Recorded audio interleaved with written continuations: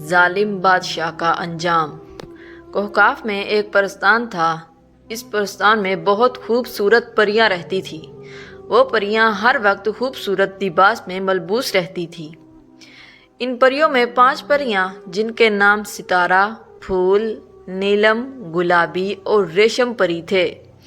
ستارہ پری باقی 4 پریوں سے بڑی تھی اور وہ پریاں پرستان میں بہت خوش تھیں۔ ایک مرتبہ ریشمی پری نے باقی پریوں سے کہا، کیوں نہ انسانوں کی دنیا کی سیر کی جائے۔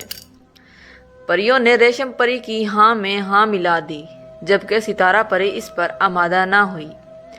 اس نے صاف انکار کر دیا۔ اس نے کہا، ہم لوگ انسانی دنیا کے راستوں سے ناواقف ہیں۔ انسانی دنیا میں اچھے لوگ بھی ہیں اور برے لوگ بھی ہیں۔ ہم کسی مصیبت میں نہ پھنس جائیں۔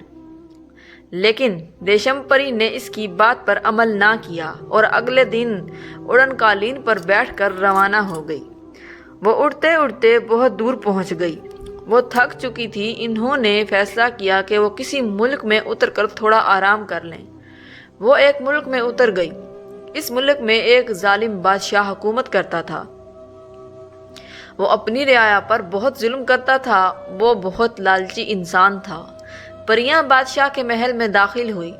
چند روز محل میں گزارنے کے لیے اس سے اجازت لی۔ بادشاہ نے اجازت تو دے دی، لیکن ان پر بھی بہت ظلم کیا اور ان کو قید کر دیا اور ان کو واپس نہ جانے دیا۔ ادھر پرستان میں ستارہ پری اپنی دوستوں کے لیے بہت فکر مند تھی۔ اس نے کوہکاف کے بادشاہ بزرگ سے بات کی۔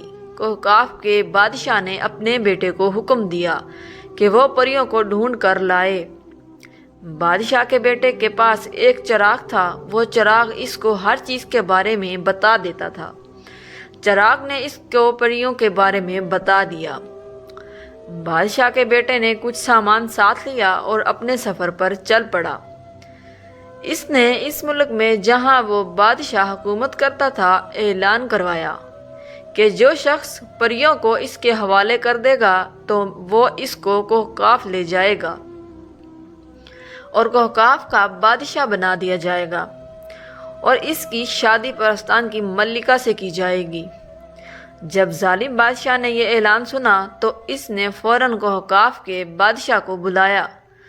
ظالم بادشاہ نے اس کو بتایا کہ پریاں اس کے قبضے میں ہیں۔ شہزادے نے کہا کہ انہیں کوہکاف کے بادشاہ کے حوالے کر دیں اور بادشاہ کی دی ہوئی یہ سوغات کھا لیں۔ ظالم بادشاہ نے سوغات کو کھایا تو وہ فوراً مر گیا، کیونکہ کوہکاف کے بادشاہ نے اس میں زہر ملا دیا تھا۔ پریاں بہت خوش تھی۔ وہ لوگ فوراً پرستان پہنچے۔ ستارہ پری پریوں سے مل کر بے حد خوش ہوئی۔